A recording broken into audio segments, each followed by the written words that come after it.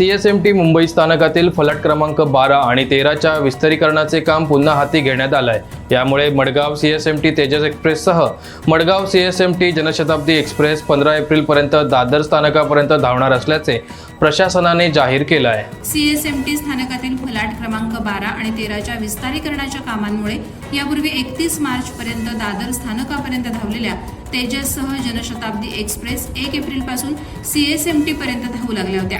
पुन्हा विस्तारीकरणाच्या कामामुळे 22-120 क्रमांकाची मडगाव CSMT तेजस एक्सप्रेस आणि 120-52 क्रमांकाच्या मडगाव CSMT जनशताब्दी एक्सप्रेस 15 एप्रिलपर्यंत दादर स्थानकापर्यंत धावणार आहेत। 12-134 क्रमांकाची मंगळूर CSMT एक्सप्रेसही 15 एप्रिलपर्यंत ठाणे स्थानकापर्यंतच धावणार असल्याने प्रवाशांना पुन्हा मनस्ताप सहन करावा लागणार आहे।